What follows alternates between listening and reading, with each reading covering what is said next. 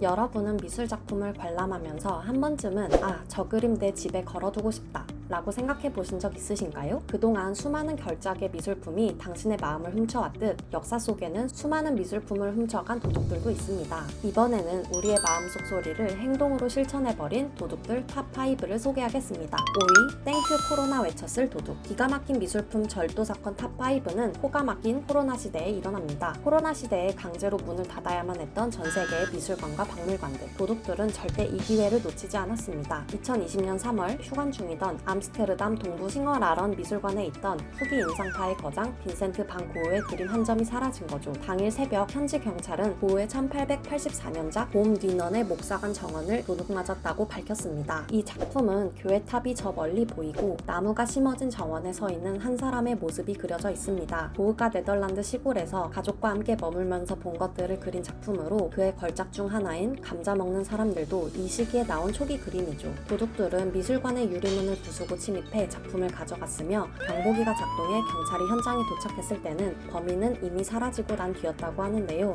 2021년이 현재까지 이 그림은 아직 발견되지 않았습니다.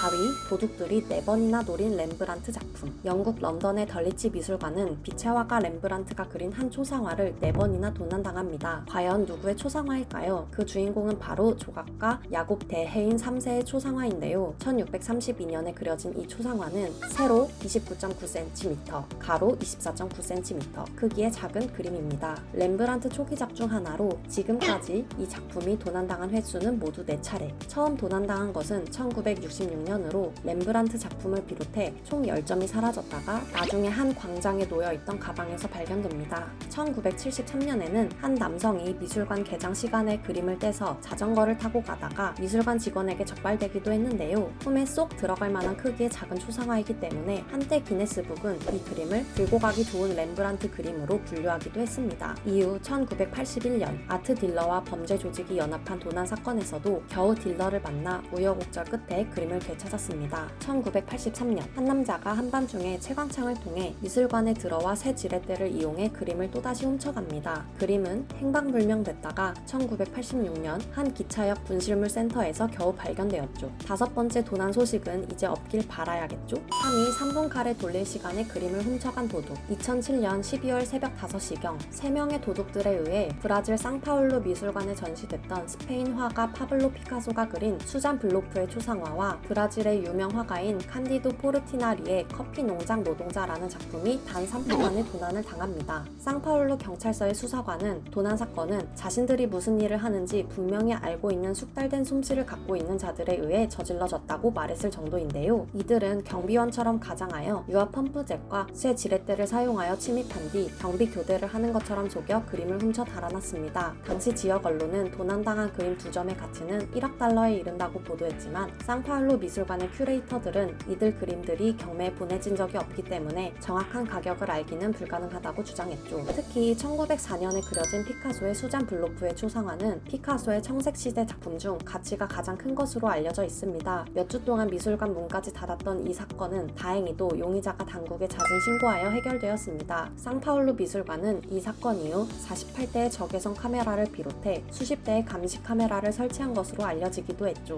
훔치려 했던 건 아니었어. 도둑으로부터. 영국 맨체스터의 휘트워스 아트 갤러리에서 2003년 4월 후기 인상파의 양대 산맥인 반 고흐, 폴 고겐과 입체파의 거두 피카소의 작품이 한꺼번에 흔적도 없이 사라졌다가 하루 만에 되찾은 해프닝이 일어납니다. 도난당한 그림은 반 고흐의 집이 있는 파리의 성체와 폴 고갱의 타이탄 랜드스케이프, 피카소의 빈곤입니다. 반 고흐의 작품은 1878년 작으로 고흐가 프랑스에 머물던 25세 때의 작품이며 그가 후기 인상파로 진입하려고 했을 당시의 그림입니다. 이국적인 모습 때문에 우리에게도 낯익은 고갱의 그림은 처음 그가 남태평양으로 가서 그린 초기 그림으로 미술시장에서 특히 인기가 높은 작품입니다. 피카소의 그림은 그의 청색시대를 대표하는 작품 중 하나로 파리의 외롭고 배고픈 시대의 우울과 절망을 표현하는 그림이죠. 경찰 당국은 도난당한 새 작품은 가치가 매우 높아 해외 주요 미술관에서 전시되었던 것으로 같은 공간에서 전시된 적은 거의 없었다고 하는데요. 이를 미루어 볼 때 이번 사건은 미리 계획된 절도로 추정된다고 했습니다. 있습니다. 하지만 맨체스터 경찰은 도난당했던 그림들을 하루 만에 미술관 인근 공중화장실에서 발견했다고 밝혔는데요. 무슨 일일까요? 정말 훔치려 했던 건 아니었는데. 보안 상태 좀 다시 확인해봐. 이 쪽지는 미술관 관계자들이 발견한 도둑의 손글씨 메모입니다.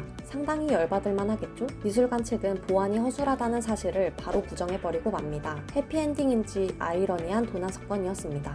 1위 한여름날의 절규. 2004년 8월 22일 오슬로 소재 뭉크 미술관에서 불면한 무장괴한 2명에게 뭉크의 작품들이 도난당하고 맙니다. 도둑들은 성가신 액자들을 바닥에 내동댕이 친 후 도망갔는데요. 정말 처참하죠? 뜯어 가져간 그림은 뭉크의 마돈나와 너무도 유명한 그림 절규입니다. 5억 크로네로 추정되는 뭉크의 대표작 절규는 현대인의 불안을 상징하는 걸작으로 꼽혀왔고 마돈나는 1억 크론의 상당이었다고 합니다. 이날은 무려 총기로 무장한 도둑들이 박물관 직원을 위협하며 두 작품을 내놓으라고 했다는데요. 이번만큼은 도둑이 아니라 강도라고 볼 수 있죠. 사건 당시 박물관 관람객들은 테러리스트들의 공격을 받는 줄 알고 공포에 떨었다고 합니다. 대부분의 미술관 도난 사건은 미술관이 문을 닫거나 보안이 비교적 허술한 시간대에 이루어지는데 이 사건은 관람객들도 있던 한여름 낮에 터졌습니다. 두 작품의 행방을 알고 있는 것으로 알려진 조폭 두목 토스카는 오슬로시 역사상 가장 큰 은행 강도 사건에서 10여 명의 무장 갱단을 지휘, 경찰관 1명을 사살한 후 700만 유로를 강탈, 도주에 성공했으나 2005년 봄에 스페인에서 체포돼 19년형의 징역형을 언도받고 오슬로에서 복역 중이라고 합니다. 결국 그림은 되찾아졌을까요?